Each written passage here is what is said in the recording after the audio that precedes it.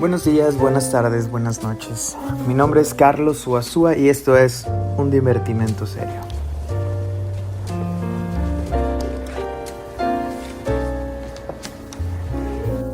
Hola, ¿qué tal a todos los que me escuchan el día de hoy? Bienvenidos a la segunda temporada de Un Divertimento Serio.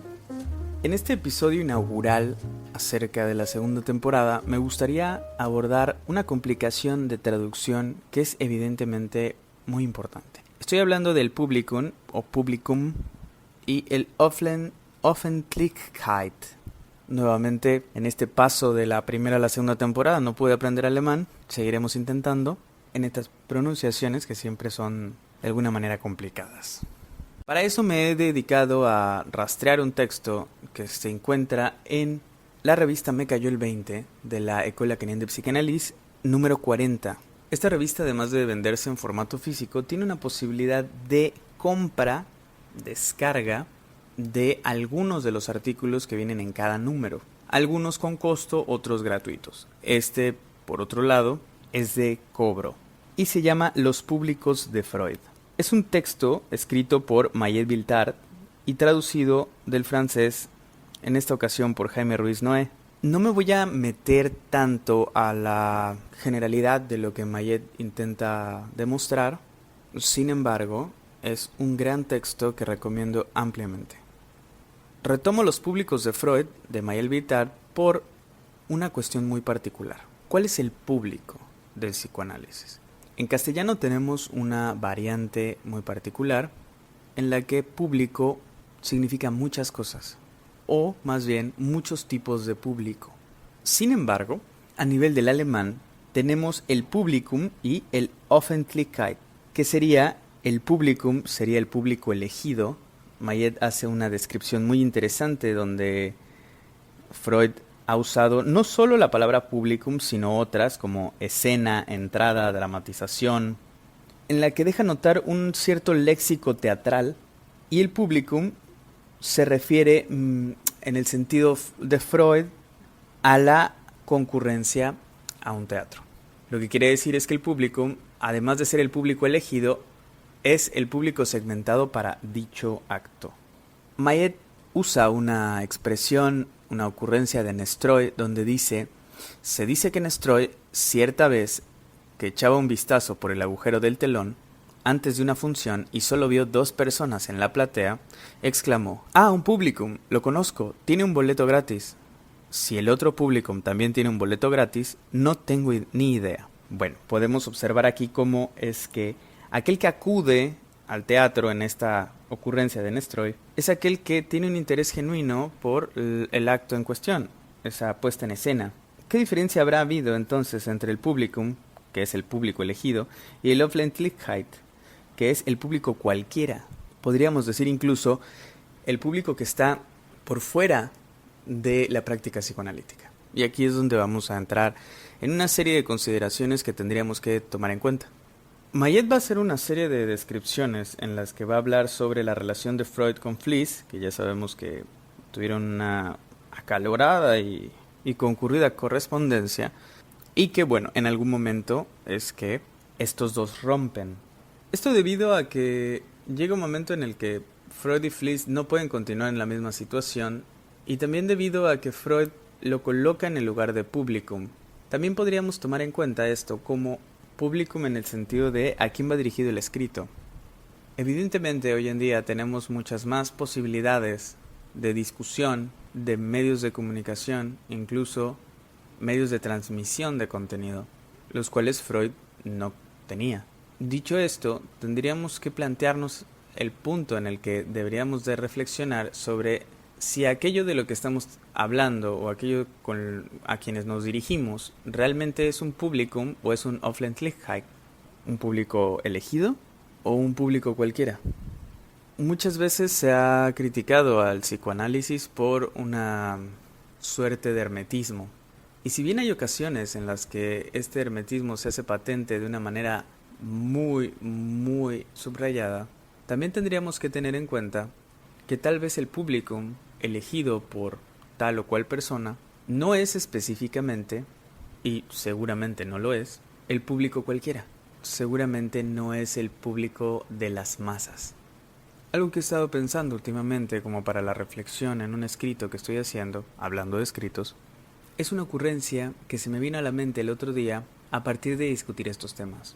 Nosotros podemos tener una noción del oficio o del trabajo de otra persona, pero cuando se habla entre las personas que practican algún oficio o un trabajo particular, seguramente si no pertenecemos a dicha práctica, sería muy confuso acceder a ello. Y entonces me genera la pregunta de si el hermetismo es propio del psicoanálisis o si el hermetismo es propio de cada conjunto de oficios, conjunto de prácticas, gremios. No sabría cómo decirle exactamente. Tomar en cuenta esto nos podría permitir entonces discernir entre ciertos escritos, ciertos contenidos, ciertos materiales y poder averiguar igual a quién van dirigidos. ¿Es una cuestión de publicum o es una cuestión de Öffentlichkeit? Sin embargo, Freud va a pasar del publicum al Öffentlichkeit a través de la publicación, a través de la editorial psicoanalítica, de la Psychoanalytiker Verlag. Sin embargo, y este es un punto crítico que he reflexionado, para nada quiere decir que esté bien o esté mal, queda un poco ahí la reflexión acerca de, bueno, hizo la publicación editorial y bueno, sabemos que llegó a muchas manos. Una de las manos a las que llegó fue de Edward Bernays, que sabemos que fue el creador de la práctica bien conocida de relaciones públicas. Hay un documental de la BBC bastante antiguo que se llama El siglo del yo o The Century of the Self, que en realidad sería más bien la traducción como una suerte de el siglo del sí mismo, ¿no? Pero bueno, no entraremos en discusiones sobre eso. Si tienen oportunidad, vean cuando menos el primer capítulo de dicho documental, que se llama Las máquinas de felicidad o de Happiness Machines, algo así. Esto debido a una situación muy particular. Cuando Freud pasa a la publicación editorial, cualquiera puede obtener sus textos, no solamente los que se estaban formando como analistas y no solamente aquellos que estaban interesados en la práctica desde un ámbito clínico o algunos médicos o psicólogos que estuviesen por ahí. El libro y su lectura podían llegar a muchísimos otros lados y lo sabemos bastante bien, sobre todo por un texto que se llama Freud en México, donde Gallo nos cuenta un poco sobre la lectura que tuvo Octavio Paz, por ejemplo, de los textos de Freud. Sin embargo, los textos en sí mismos tienen un hermetismo por su complejidad.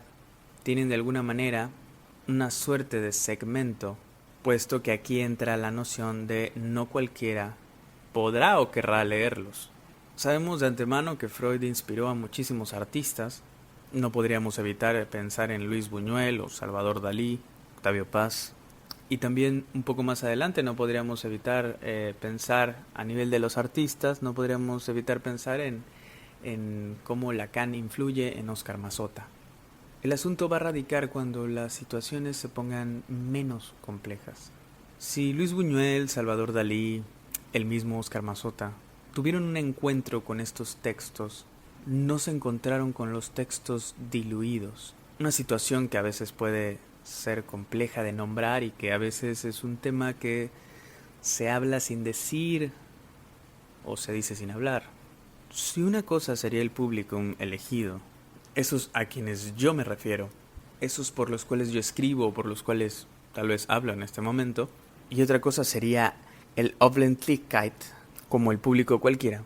Esta situación sigue siendo a partir de los textos escritos a partir de un público, o de los materiales dispuestos o puestos al servicio de un público elegido.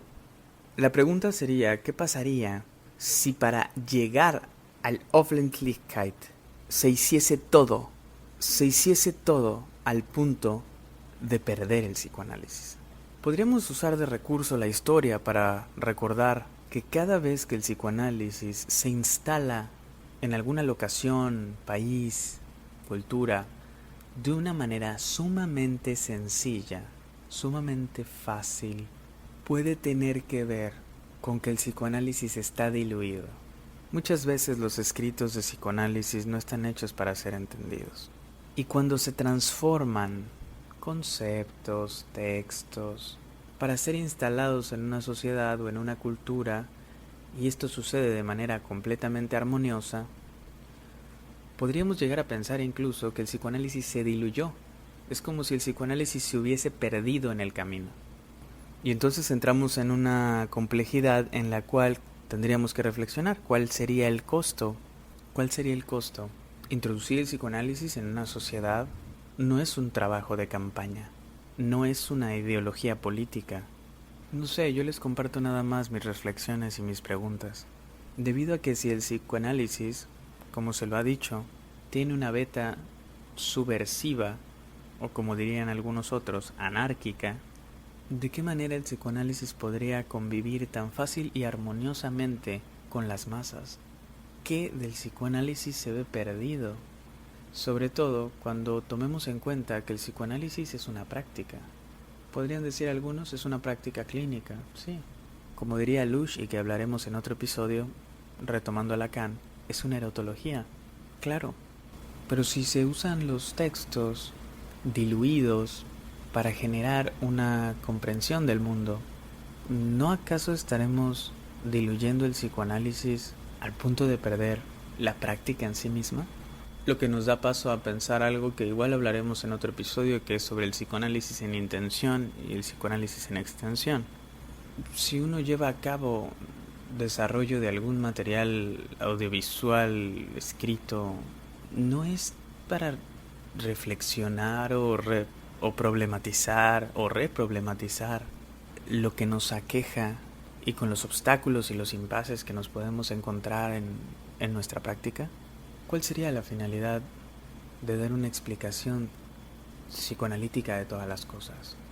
Si tienen oportunidad de ver ese documental que les menciono de la BBC, The Century of the Self, el primer capítulo que habla de Edward Bernays, podemos ver el ejemplo de una persona que no tenía nada que ver con la práctica, ni con ninguna intención cultural, artística, nada, pero usó estos postulados de su tío, Sigmund Freud, para desarrollar un modo de control de masas e imponer una visión del mundo.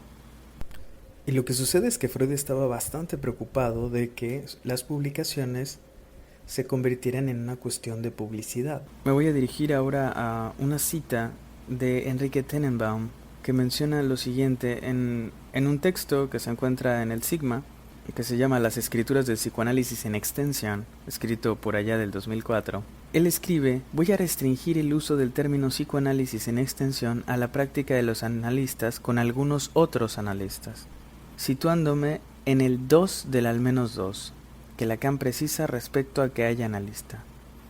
Dejo por fuera, y esta es una parte bastante puntual que él menciona, dejo por fuera de la cuestión tanto el psicoanálisis aplicado a otras lecturas como la divulgación del psicoanálisis, entendiendo que el psicoanálisis solo se aplica en sentido propio como tratamiento, y por lo tanto a un sujeto que habla y oye, y subrayando que la divulgación del psicoanálisis a otros auditorios mereciera por parte de Freud no solo su rechazo en lo que a vía de transmisión se refiere, sino una observación acerca del destino seguro de dicha, y aquí hace un juego de palabras, divulgarización, hacia la absorción y neutralización por parte de los mecanismos habituales del capitalismo.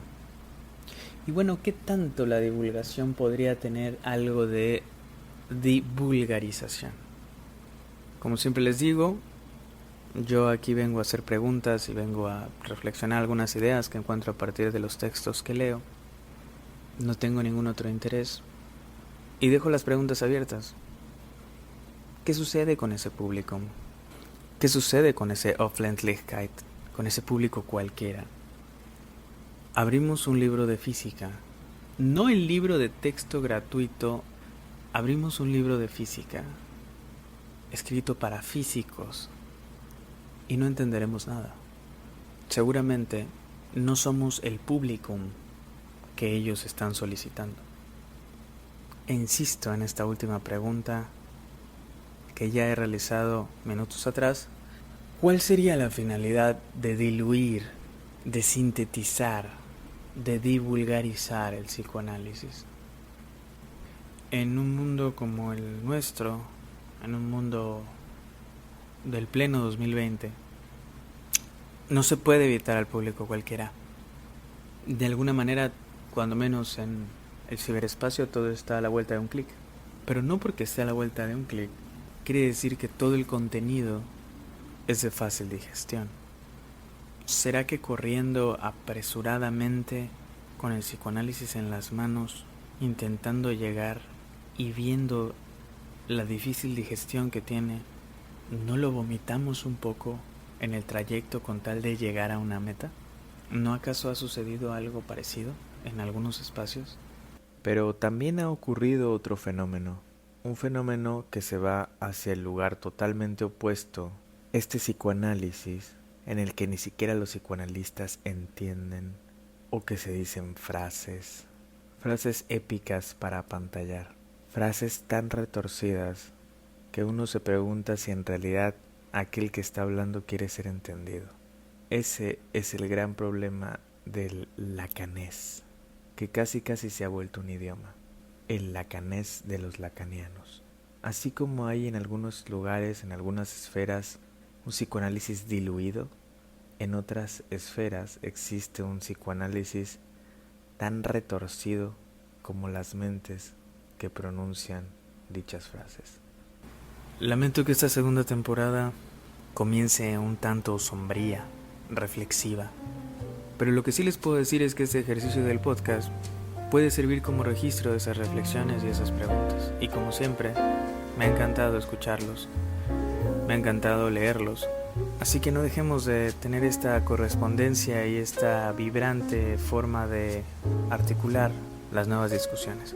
Así que como siempre pido que si hay algún comentario o algo en lo que quisieras dialogar o que podamos discutir en pro de crear un lazo, no olvides mandar un correo a suasua.carlos@yahoo.com o un mensaje privado a nuestra cuenta de Instagram de Un Divertimento Serio. Les dejo abiertas las preguntas. Yo no tengo las respuestas. Gracias por escuchar. Hasta luego.